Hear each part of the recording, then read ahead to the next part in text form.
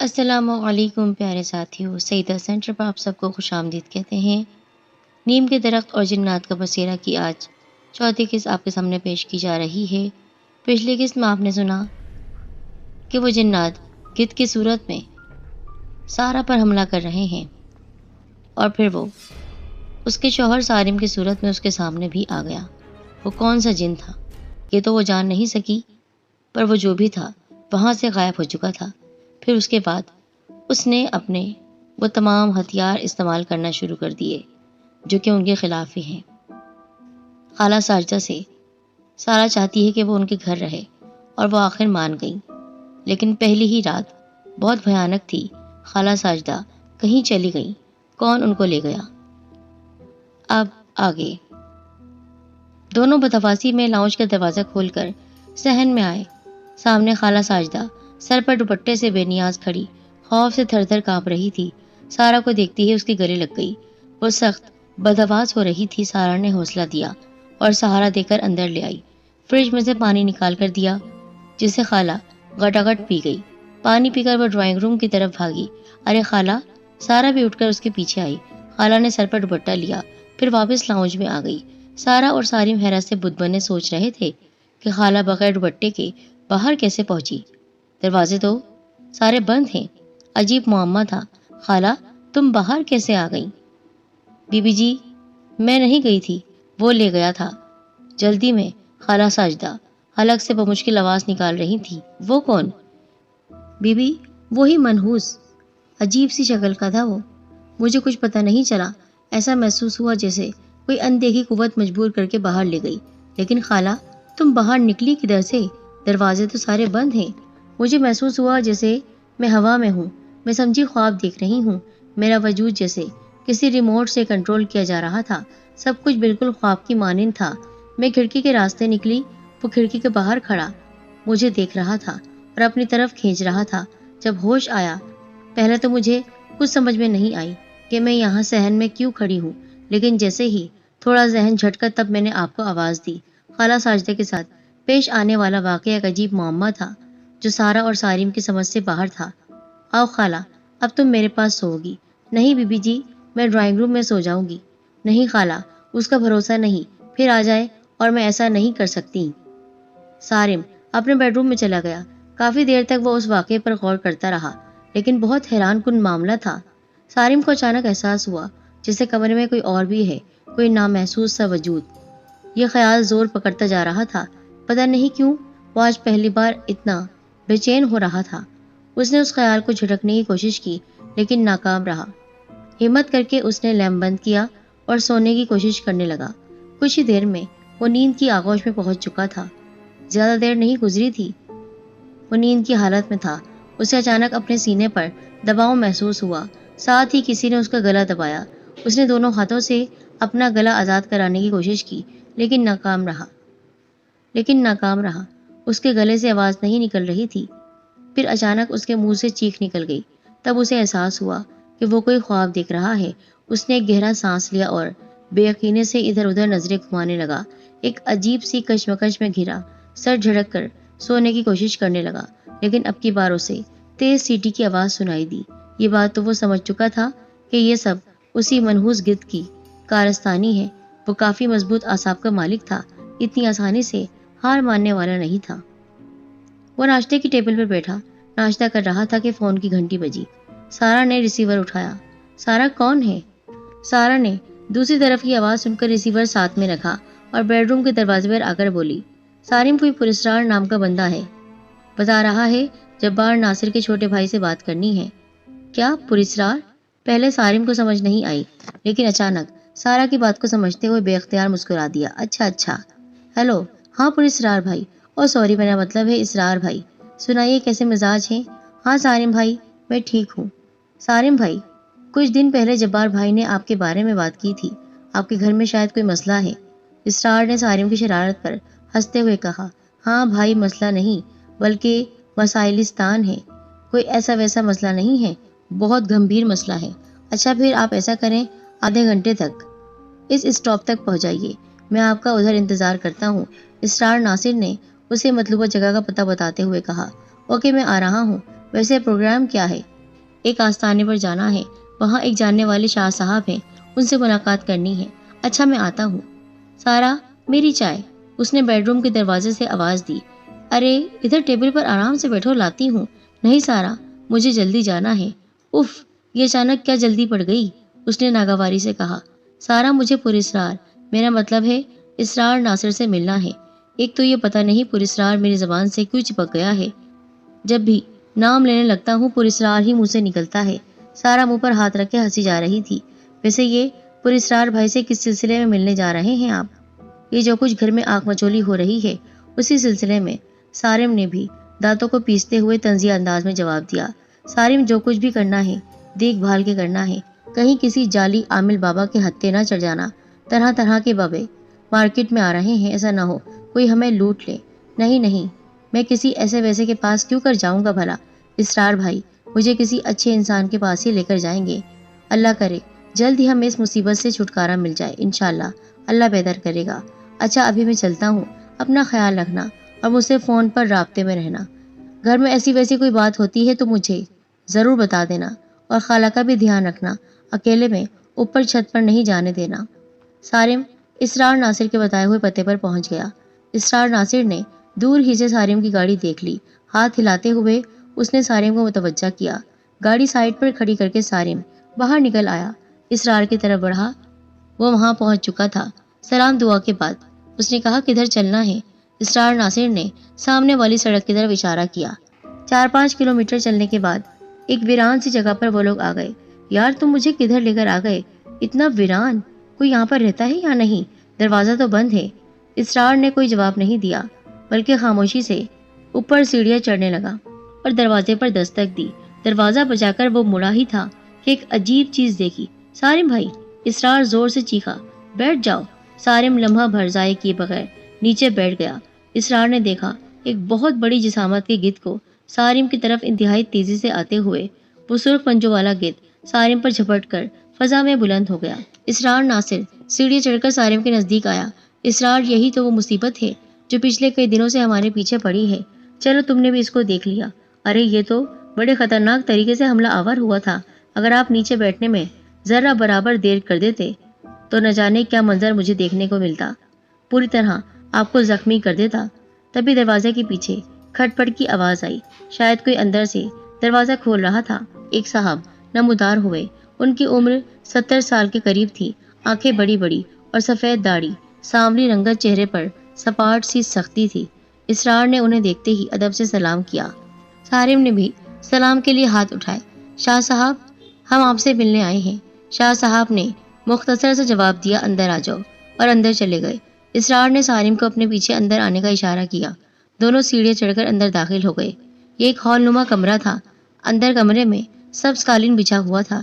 ایک طرف بڑا سا تخت پڑا ہوا تھا جس پر 2 تکیے رکھے تھے۔ تکیوں پر مخملی غلاف چڑھے ہوئے تھے۔ شاہ صاحب نے مسند پر بیٹھتے ہوئے کہا، چوکی پر کون بیٹھے گا؟ تب اسرار اپنی طرف اشارہ کرتے ہوئے بولا، میں بیٹھوں گا۔ آگے آئیں۔ شاہ صاحب نے چھوٹا سا موڑا آگے کرتے ہوئے کہا، ادھر بیٹھ جاؤ۔ اسرار شاہ صاحب کی طرف منہ کر کے بیٹھ گیا، جبکہ سارم نیچے قالین پر بیٹھا۔ لیکن اسے اس بات کی حیرت تھی کہ شاہ صاحب نے ہم سے اپنے مسئلے کے بارے میں نہیں پوچھا۔ بیٹھنا مجھے چاہیے تھا، اور وہ گاؤں تکیے والی مسند بھی خالی تھی، جبکہ شاہ صاحب خود بھی ایک کرسی پر بیٹھے ہوئے تھے۔ شاہ صاحب نے کچھ پڑھنا شروع کیا۔ کچھ دیر میں وہ خالی مسند کی طرف منہ کر کے پڑھتے رہے، پھر ذرا سی گردن موڑ کر اسرار کو دیکھا۔ ان کی آنکھوں میں نہ جانے کیا تھا۔ اسرار کو ایک جھٹکا لگا، اس کی آنکھیں خود بخود بند ہو گئی۔ چل رہی چوکی، اٹھ، شاہ صاحب نے حکم دیا۔ اسرار یہ سنتے ہی اٹھ کھڑا ہوا، اس کی آنکھیں بند تھی۔ چل ٹھکانے پر۔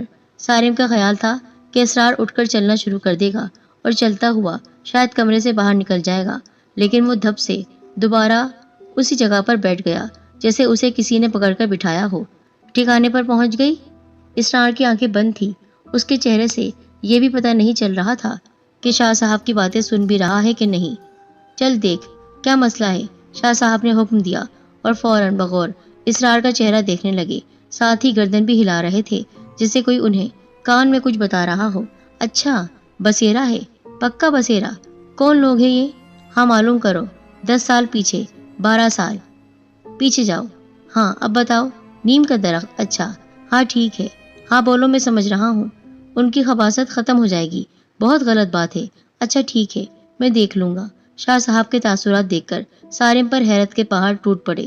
شاہ صاحب ایسے باتیں کر رہے تھے جیسے فون پر۔ اس گفتگو کے دوران سارم نے محسوس کیا کہ شاہ صاحب کے چہرے کے تاثرات بدل رہے تھے، کبھی سنجیدگی، کبھی غصے کو، کبھی حیرت۔ اس دوران اسرار بت بنا بیٹھا رہا۔ شاہ صاحب نے اپنی گفتگو کے آخر میں کہا، چوکی واپس آ جا۔ یہ کہتے ہوئے اسرار ناصر نے آنکھیں کھول دی۔ شاہ صاحب نے بغور اس کا چہرہ دیکھا اور بولا، ٹھیک ہو؟ جی شاہ صاحب، میں بالکل ٹھیک ہوں۔ مکان کس کا ہے؟ اسرار نے قالین پر بیٹھ کر سارم کی طرف اشارہ کیا۔ آپ یہاں آئیں۔ شاہ صاحب نے اس کی طرف اشارہ کیا۔ اشارہ پاتے ہی اسرار اس کرسی پر بیٹھ گیا۔ اس نے سارم کے لیے جگہ خالی کر دی۔ سارم بیٹھنے لگا تو شاہ صاحب نے کہا، ادھر قریب آ جائیے۔ آپ یہاں آئیے۔ شاہ صاحب نے اس کرسی کی طرف اشارہ کیا۔ اشارہ پاتے ہی اسرار کرسی پر بیٹھ گیا۔ اس نے سارم کے لیے جگہ خالی کر دی۔ سارم بیٹھنے لگا تو شاہ صاحب نے کہا، ادھر قریب آ جائیے۔ اسرار نے یہ سنتے ہی کرسی ان کے قریب کر دی۔ بایاں ہاتھ ادھر کریں۔ ہاتھ آگے کر دیا۔ شاہ صاحب نے اس کا ہاتھ پکڑ کر اس کے انگوٹھے کو بغور دیکھا۔ جس گھر میں آپ رہ رہے ہیں اس میں کبھی نیم کا درخت تھا۔ اس درخت کو کٹوا دیا گیا، لیکن کٹوانے والا اس گھر میں بس نہیں سکا۔ کئی جانیں ضائع ہوئیں اور پھر یہ مکان اجڑ گیا۔ اس شیطانی مخلوق نے کسی کو بھی مکان میں بسنے نہیں دیا۔ اب آپ یہ گھر خرید چکے ہیں۔ یہ بات اس مخلوق کو پسند نہیں آئی، لہٰذا گھر میں جو کچھ ہو رہا ہے آپ اس سے واقف ہیں۔ وہ سرخ پنجوں والا تو آپ کے پیچھے لگا ہوا ہے، اب بھی آپ کے پیچھے ہی آ گیا ہے۔ بولتے ہوئے خاموش ہو گئے۔ انہوں نے ایک نظر تکیوں والی اس مسند کو دیکھا، یعنی اس جگہ کو جہاں پر بیٹھتے ہیں۔ پھر گہرا سانس لے کر سارم کو دیکھا۔ شاہ صاحب، یہ مکان میں نے خرید لیا ہے، میں اسے چھوڑنا نہیں چاہتا۔ آپ پلیز اس معاملے میں میری مدد کریں، آپ کی بڑی مہربانی ہوگی۔ اس نے اپنا مدعا بیان کیا۔ بھائی ایک ہو تو نجات دلاؤں، یہ تو پورا قبیلہ ہے۔ ایک کو ماروں گا، دوسرا اس کی جگہ لے لے گا۔ یہ سرخ پنجوں والا ان سب کا سردار ہے، بڑی خبیث مخلوق ہے، آسانی سے جان نہیں چھوڑے گی۔ شاہ صاحب، ہم تو بڑی امید لے کر آپ کے پاس آئے ہیں۔ اس بار اسرار بولا، ٹھیک ہے بھائی، مجھ سے جو ہو سکا کروں گا، ضرور کروں گا۔ مجھے 7 دن دو، اگلی جمعرات کو آپ پھر آؤ، میں تمہارے ساتھ چلوں گا، کوشش کروں گا کہ ان منحوسوں سے نجات مل جائے۔ شاہ صاحب نے اٹھتے ہوئے کہا۔ شاہ صاحب سے اجازت لے کر سارم نے اٹھنا ہی چاہا تھا کہ اس سے سر کے اوپر تیز ہوا کا جھونکا محسوس ہوا، جیسے کوئی پرندہ گزرا ہو۔ سارم نیچے جھک گیا۔ سارم کی نظر تخت پر پڑی، سفید چادر پر پڑی۔ چادر پر خون آلود پنجے کا نشان ابھر آیا۔ پنجے کے نشان کو دیکھتے ہی شاہ صاحب کی آنکھوں میں خون اتر آیا۔ خبیث، تیری یہ جرت! شاہ صاحب اٹھے اور کمرے کے اندرونی دروازے سے دوسرے کمرے میں داخل ہو گئے۔ سارم اور اسرار نے حیران کن نظروں سے ایک دوسرے کو دیکھا۔ اسرار کافی پریشان اور حیران لگ رہا تھا۔ شاہ صاحب واپس پلٹے اور ان کے ہاتھ میں کینچی تھی۔ انہوں نے پنجے کے نشان والی جگہ سے چادر کو گولائی میں کاٹ کر چادر کا چھوٹا سا ٹکڑا نکال لیا۔ اس کو فوراً آگ لگا دو۔ اسرار نے لائٹر نکال کر اس ٹکڑے کو آگ لگا دی۔ کپڑا لمحے بھر میں راکھ میں تبدیل ہو گیا، لیکن حیرت انگیز طور پر پنجے کے نشان کو کچھ نہیں ہوا۔ وہ ویسا کا ویسا ہی موجود تھا۔ ایسا لگ رہا تھا جیسے پنجے سے بنی مہر کو سرخ خون میں ڈبو کر وہاں پر لگا دیا گیا ہو۔ یہ سب دیکھ کر شاہ صاحب کے چہرے کا رنگ ایک بار پھر بدلا۔ انہوں نے غصے سے کینچی اٹھائی اور اس پنجے کے نشان کو ٹکڑوں میں تقسیم کر دیا۔ اندر سے کاغذ کے ٹکڑے لے کر وہ ٹکڑے کاغذ پر رکھ کر کاغذ کو 2-3 تہہ میں لپیٹ کر پڑیا سی بنا دی۔ اسرار کے ہاتھ میں دے کر کہا، اسے جاتے ہوئے باہر پھینک جانا۔ شاہ صاحب اٹھ گئے۔ اب پھر جمعرات کو ملاقات ہوگی۔ پنجے کی صورت میں وہ ہمیں چیلنج کر گیا ہے کہ اب باقاعدہ جنگ کا اعلان ہو چکا ہے۔ شاہ صاحب دروازے تک آئے۔ ان کے نکلتے ہی شاہ صاحب نے دروازہ اندر سے بند کر دیا۔ سارم بھائی، اب آپ بے فکر رہیں، اب یہ خبیث زیادہ دیر آپ کے گھر میں سارم بھائی اب آپ بے فکر ہو جائیں، اب یہ خبیث زیادہ دیر آپ کے گھر میں نہیں ٹک سکے گا، اللہ کرے ایسا ہی ہو۔ سارم کے لیے یہ سب بہت انوکھا تھا۔ اس طرح کے پیروں فقیروں سے اس کا کبھی واسطہ نہیں پڑا تھا۔ اس قسم کے واقعات اس نے کتابوں اور قصے کہانیوں میں پڑھے تھے، جنہیں وہ ہنسی میں ٹال دیا کرتا تھا، لیکن جو کچھ آج اس نے شاہ صاحب کے آستانے پر دیکھا تھا اس نے اس کے نظریات کو یکسر بدل دیا تھا۔ وہ سوچنے لگا، یہ محض ذہن کی کرشمہ سازی نہیں بلکہ پس پردہ کوئی گہری حقیقت ہے جسے عام انسان کی آنکھ نہیں دیکھ سکتی۔ پھر شاہ صاحب نے وہی باتیں دہرائی جو خالہ ساجدہ کو پہلے سے پتہ تھی اور وہ سارا کو بتا چکی تھی۔ وہ اسرار ناصر کو چھوڑ کر واپس گھر پہنچا تو سارا شدت سے اس کی منتظر تھی۔ کیا ہوا؟ ابھی تو کچھ نہیں ہوا۔ وہ کیا ہوا کے جواب میں ہمیشہ یہی کہتا۔ پھر کب ہوگا؟ سارا بھی کون سا کم تھی، وہ پوچھتی۔ پھر کب ہوگا؟ ہو جائے گا یار، جلدی کیا ہے؟ بات کہاں سے کہاں چلی جاتی تو سارا جھنجھلا جاتی۔ سارم بکواس نہیں، اچھا بتاتا ہوں، ایک کپ چائے تو پلا دو۔ میں نہیں بناتی، پہلے ساری بات مجھے بتاؤ۔ وہ بھی عرضی گئی تھی۔ خالہ ساجدہ سے کہہ دو کہ وہ بنا دے، وہ کام کر رہی ہیں۔ چلو میں چائے بنا کر لاتی ہوں، پھر تم مجھے تفصیل بتانا۔ سارا چائے بنا کر لائی تو اس کے سامنے بیٹھ گئی۔ سارا، یہ شاہ صاحب تو بڑے کمال کے آدمی ہیں۔ کون شاہ صاحب؟ سارا نے پوچھا۔ ارے وہی جن کے پاس آج اسرار مجھے لے کر گیا تھا۔ سارم نے تب سارا کو شاہ صاحب کے پاس پیش آنے والے واقعے کی ساری تفصیل بتا دی۔ سارم، شاہ صاحب نے بھی تو وہی باتیں بتائی ہیں جو خالہ ساجدہ مجھے پہلے بتا چکی ہیں۔ اب تو کوئی شک نہیں رہا مکان کے بارے میں۔ سارا کے چہرے پر پریشانی کے اثرات چھا گئے۔ تو اب کیا ہوگا؟ ارے ہوگا کیا؟ جو دوسروں کے ساتھ ہوا ہے وہی ہوگا ہمارے ساتھ۔ ارے سنجیدہ ہو جاؤ، سچ بتاؤ۔ شاہ صاحب کو جمعرات کے دن گھر لانا ہے، پھر یہاں پنجہ آزمائی ہوگی۔ اوہ ہاں، پنجے سے یاد آیا، اب تو شاہ صاحب کے پاس فنگر پرنٹس بھی ہیں، مجرم کو پکڑنے میں آسانی ہوگی۔ کیا مطلب؟ ہاں نا، تمہیں پتا ہے وہاں شاہ صاحب کے بیٹھنے کی جگہ پر اس منحوس نے اپنے پنجے کا نشان لگا دیا ہے۔ اوہ تو یوں کہو نا، تو پھر اب انہوں نے باقاعدہ جنگ کا اعلان کر دیا ہے اور دیکھتے ہیں کیا ہوتا ہے۔ ابھی وہ یہی باتیں کر رہے تھے کہ اسی وقت فون کی گھنٹی بجی۔ سارم چھوڑو، فون آ رہا ہے کسی کا، ٹھہرو میں دیکھتا ہوں۔ سارم اس کو چھوڑتا ہوا اٹھ کھڑا ہوا، بیڈ روم میں جا کر دیکھا کوئی اجنبی نمبر تھا۔ اس نے ریسیور کان سے لگا لیا۔ ہیلو سارم بھائی، ادھر سے کسی کی آواز آئی۔ جی میں سارم بول رہا ہوں، آپ کون؟ سارم نے اس کی آواز پہچاننے کی کوشش کرتے ہوئے کہا، لیکن پہچان نہیں پایا۔ میں ظفر بات کر رہا ہوں، ظفر مراد۔ ارے ظفر، سناؤ کیسے ہو تم؟ سارم نے اسے پہچانتے ہوئے نرم لہجے میں بات کی۔ سارم بھائی میں تو ٹھیک ہوں، لیکن ڈیڈی، وہ کہتے کہتے رک گیا۔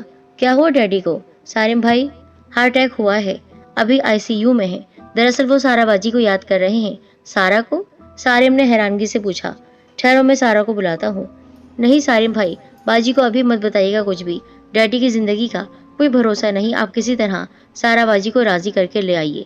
ٹھیک ہے، تم ڈیڈی کو اطمینان دلاؤ، میں سارا کو لے کر آ رہا ہوں۔ کیا تم سارا سے بات کرو گے؟ ہاں کروا دیجیے۔ سارا ادھر آؤ، تمہارا فون ہے۔ آتی ہوں۔ کس کا فون ہے؟ یہ لو بات کرو، خود ہی پتہ چل جائے گا۔ ہیلو سارا باجی، کیسی ہیں آپ؟ جی میں بالکل ٹھیک۔ ارے ظفری تم؟ سارا کی آواز ایک دم بھیگ گئی، آنکھوں میں نمی اتر آئی۔ سارا باجی آپ سنائیں، کیا ہو رہا ہے؟ تمہیں آج کیسے یاد آ گئی ہماری؟ ضرور کوئی مطلب ہوگا، سارا نے عجیب سے لہجے میں کہا۔ سارا باجی آپ ٹھیک کہتی ہیں، مطلب کے تحت ہی فون کیا ہے۔ وہ ڈیڈی ایمرجنسی میں ہے، ہارٹ اٹیک ہوا ہے انہیں، بار بار آپ کو یاد کر رہے ہیں۔ سارا کے پورے جسم میں سنسنی سی دوڑ گئی، بے اختیار آنسو رخساروں پر لڑک گئے۔ سارا نے ریسیور سارم کو تھما دیا اور خود سر تھامے بیڈ پر گر گئی۔ ہیلو ظفر، تم پریشان مت ہو، مجھے ہاسپٹل کا ایڈریس دو۔ دوسری طرف سے ظفر کو اس نے ایڈریس دینے کے لیے کہا۔ سارم نے فون رکھ دیا۔ سارا چہرے کو دونوں ہاتھوں میں دبائے روئی جا رہی تھی۔ گزرا ہوا وقت کسی فلم کی طرح اس کی نظروں میں گھوم گیا تھا۔ اس کی حالت عجیب سی ہو رہی تھی، ایک دم سے ہی دل مردہ ہو گیا تھا۔ اس کا دماغ کسی کشمکش میں ڈوب گیا تھا۔ 7 سال سے جس کے بارے میں مڑ کر کبھی سوچا نہیں، نہ ہی یہ پتا کیا کہ کس حال میں ہوگا، اپنے اسٹیٹس کے جاہو جلال کے مقابلے میں جسے ٹھکرا دیا تھا، آج آخر کو اس کی ضرورت کیوں آن پڑی؟ سارا، سارا، سارم نے اس کو آواز دی، لیکن وہ اس آواز کو سن ہی نہیں پا رہی تھی۔ آواز بری طرح بکھر گئے تھے۔ سارم نے اسے کندھے سے پکڑ کر ہلایا۔ وہ خیالات کے سمندر سے نکل کر سارم کے سینے سے آ لگی، ہچکی بن گئی۔ سارم نے اسے خود سے الگ کرتے ہوئے بہتے رخساروں سے آنسو صاف کیے۔ سارا حوصلہ کرو، ہمیں جانا ہوگا۔ سارم سب کچھ جانتے ہوئے بھی؟ ہاں سارا، یہ وقت پچھلی باتوں کو یاد کرنے کا نہیں ہے۔ 7 سال گزر گئے ہیں، کیا تمہیں یاد نہیں کس طرح انہوں نے تمہاری تذلیل کی تھی؟ کیا میں یہ سب بھول جاؤں؟ سارا گویا پھٹ ہی پڑی۔ سارا میں تمہاری جذبات کو سمجھ سکتا ہوں۔ دیکھو، اس سے پہلے کہ سارم اپنی بات مکمل کرتا، سارا نے اسے ٹوک دیا۔ سارم کے پیار کرنے کی اتنی بڑی سزا ہوتی ہے؟ کیوں نہیں جینے دیتے یہ لوگ؟ لمحے بھر کو انہوں نے 7 سال کی زیادتیاں بھلا دی۔ سارا میں کچھ نہیں بھولا، سب یاد ہے، لیکن یہ وقت ان باتوں کا نہیں ہے۔ میں تمہیں کہہ رہا ہوں نا، میری خاطر چلو۔ وہ لوگ ہاسپٹل پہنچے۔ تو ظفر ICU میں ٹہل رہا تھا۔ سارا اور سارم کو دیکھ کر ان کی طرف بڑھا۔ سارا نے ظفر کا ہاتھ پکڑا، بے اختیار سارا کے گلے لگ کر پھوٹ پھوٹ کر رو دیا۔ اسی وقت روم سے ایک ڈاکٹر باہر نکلا۔ ظفر نے ڈاکٹر سے کہا، ڈاکٹر صاحب آپ پلیز اندر جا کر بتائیے کہ سارا آ گئی ہے۔ سوری مسٹر ظفر، اب اس کی ضرورت نہیں رہی، شاید ہم انہیں نہیں بچا سکے۔ اتنا کہہ کر ڈاکٹر اندر بڑھ گیا۔ یہ کیا ہوا؟ ظفر کی آنکھوں کے آگے اندھیرا چھا گیا۔ سارا کے منہ سے بے اختیار سسکی نکلی۔ سارم نے دونوں بہن بھائیوں